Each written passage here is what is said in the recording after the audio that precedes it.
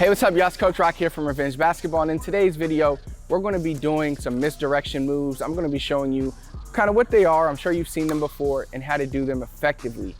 I think, Steph Curry, he's revolutionized basketball. I think he was one of the first ones to really start implementing these kinds of moves.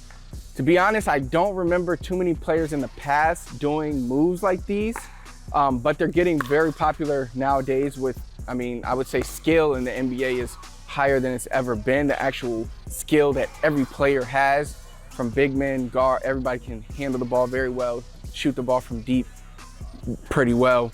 And I think moves like these end up coming out of those skills being developed, because you wouldn't really do these moves if you couldn't shoot well from deep off the dribble. And shooting threes from deep off the dribble just really became a thing a few years ago with Steph Curry, right?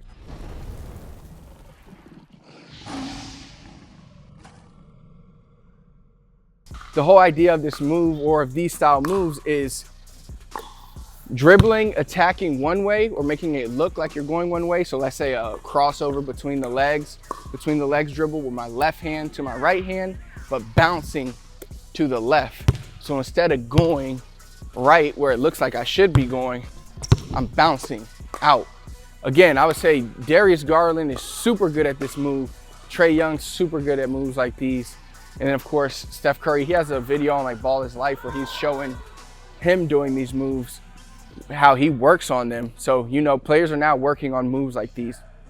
And I remember when I trained Tyler Ulis, he was super good at these moves. Like, you never knew which way he was going, because he would head fake you, get you, you would think he's going this way, he'd go here, then he'd bounce out, and it was very difficult to guard. But it was something that was great to see. Like, it's like the art of basketball. If you love basketball, then you love when players are really good at these moves. So the first thing you need to do is master kind of what it feels like to do that. So I would say start with a basic crossover. Now, I will say you won't see many players do this move or these style moves off the crossover. Usually it'll be between the legs or behind the back. But the basic crossover is a great way to get used to the movements, because you have to get the feel for it before you start doing it. So basically what you're going to be doing, I would just go back and forth, right? So I would practice having the ball in your right hand, dribbling to your left hand, but bouncing to your right, and then come back. And I would just practice that. So that way you get the feel of dribbling one way but bouncing the other way, all right? Then once you get used to that, start adding the between the leg dribble. And this is where I would say most players are very effective with the move, because I've talked about this before, how the between the legs dribble is a great move because it puts you in this attack position. See how my feet are angled right now and how I could push off this back foot? That's why the between the legs is such a great attack dribble move, because think about a cross. My feet are usually like this, right? Behind the back, my feet are usually like this. Between the legs, my feet are they're angled like this, staggered or whatever. So that gives me the ability to push off that back foot.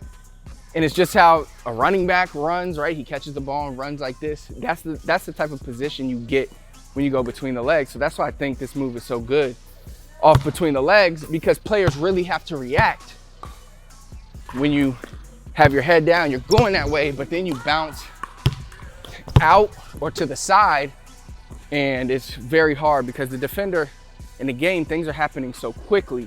If he even reacts a little to your move and hesitates, you quickly bounce out.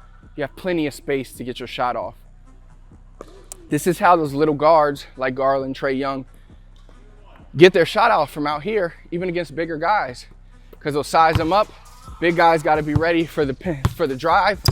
Then they'll just hop out and shoot the shot.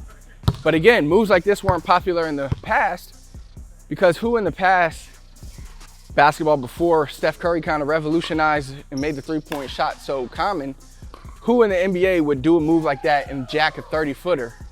Very few people probably were able to do that because of the style of their jump shots. A lot of people shot two motion shots, and just shooting from deep 30 feet just wasn't common. Now, many of the top guards can do that effortlessly. So that evolution had to come for moves like these to be able to be used in real games. And then lastly, you can also do it from behind the back. So boom, again, same thing. Behind the back is similar to a crossover one, but it's used more than the crossover one.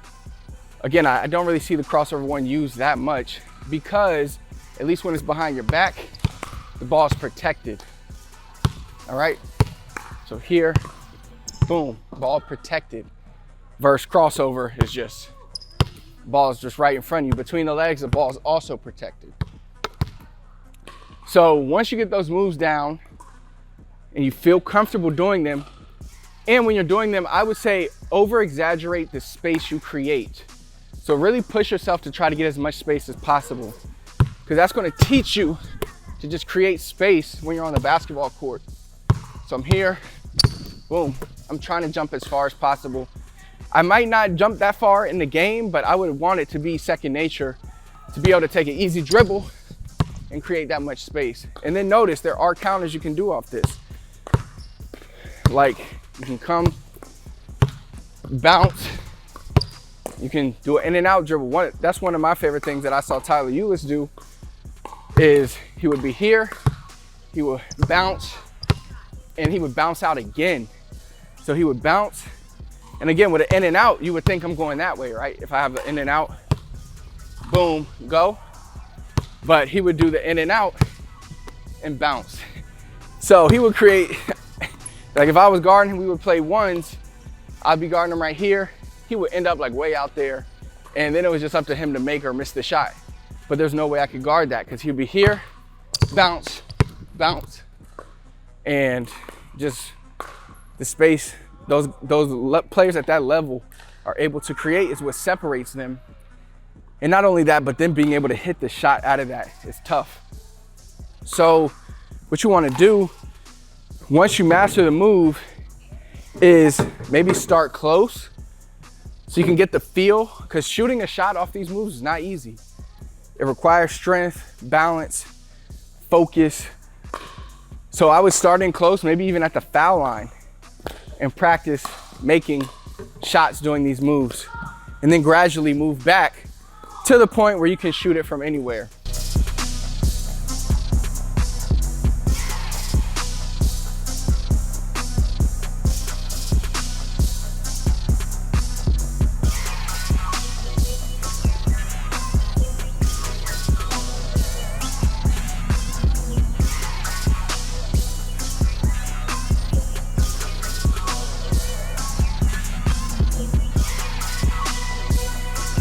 You can see the amount of space that I was able to cover, and I'm sure you can imagine that that would be able to create a lot of space in the game. If I was an effective ball handler at attacking, then defenders would have to honor my moves and I'd be able to create a lot of space. Then it's just up to me to hit the shot. And if you work on it, then you'll be comfortable enough to take that shot. You'll be confident enough to take that shot and you'll hit it. If you found the video helpful and you're looking to take your skills to the next level, be sure to click that first link that's pinned in the comments. I also have that link in the description, or just go to revengebasketball.com/YouTube and check out. We have more training tips and things over there for you to help you get better. Also, if you enjoyed the video, be sure to like it, comment below, let me know what else you need help with. Last but not least, please do not forget to subscribe to the channel, turn on notifications so you never miss another video. Until next time, I'll see you then.